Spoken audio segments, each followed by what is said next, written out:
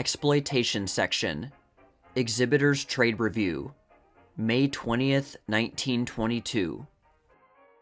The suggestion of suspense was worked up in this lobby for First National's A Woman's Side in such a way that it probably drew many fans in the majestic Memphis, Tennessee, who would have passed an ordinary display.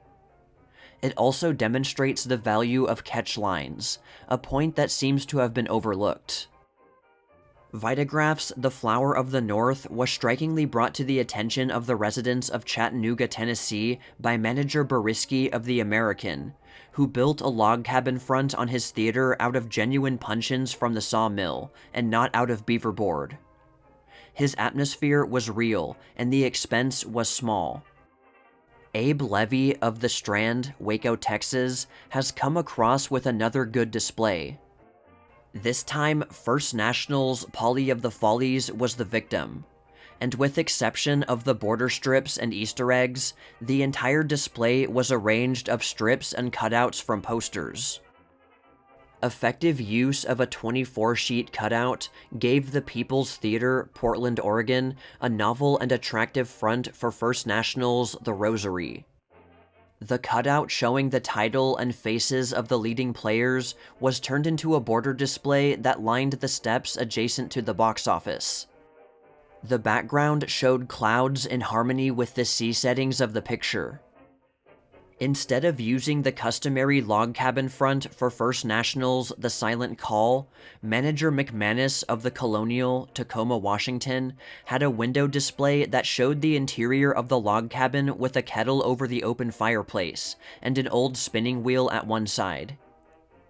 The exterior showed a winter scene in the big woods. A replica of the battleship Oregon, with an assortment of life preservers, a huge cutout of the star, and many banners, stills, and catch lines, all went into the making of this display for Associated Exhibitors' A Sailor-Made Man. It was arranged by manager Windsor of the Star, Portland, Oregon. Placed directly under the marquee of the Liberty, Portland, Oregon, Charlie Chaplin's cutout attracted a great deal of attention, as it was thoroughly in keeping with the comedy tone of First National's Payday. The comedy idea was conceived by manager Noble, who placed a raised umbrella over Charlie's head under the marquee. Manager Kaliska of the Rialto, Atlanta, changed his lobby into a railroad crossing with a huge locomotive bearing down on the spectator for United Artists' The Iron Trail. In order to escape the locomotive, most of the spectators went inside the theater, which was exactly what Kaliska wanted them to do.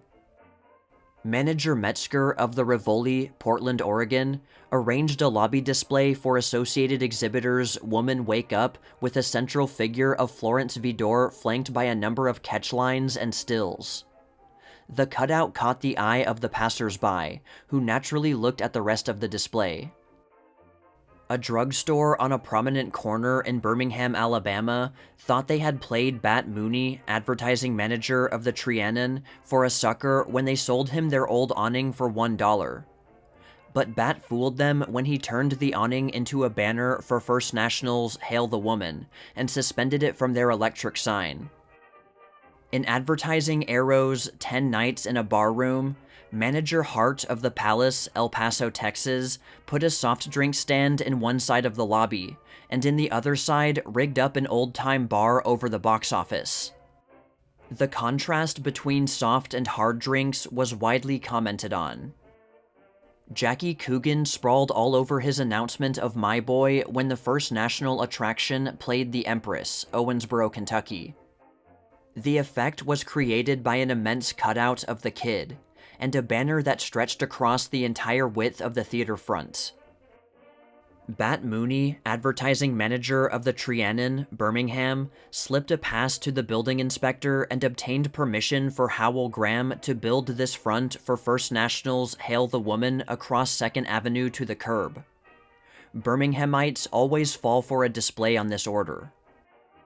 Manager Coleman of the Strand, Memphis, Tennessee, dressed his lobby up for Warner Brothers' School Days with an efficient schoolteacher of the non-Valentine type presiding at a desk surrounded by maps, globes, and a dunce on a high stool.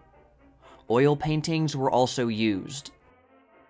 The beauty of this front, arranged by manager Kobe of the Central, New York, attracted the attention of thousands of Broadway promenaders, which resulted in good business for Universal's The Trap. One of the most unique locomotives that have been used to exploit United Artists' The Iron Trail is that of manager Leach of the Eagle, Swift Current, Saskatchewan, Canada. Sandpaper placed on the rails and driving wheels of the locomotive, which was driven by a small motor, imitated the exhaust of a locomotive, and a bell ringing continuously carried out the effect.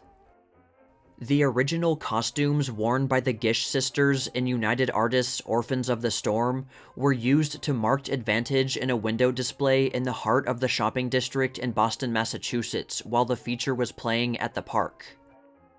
During the daytime, the women were so thick around the window the photographer could not get close enough to photograph it, so it had to be done at night.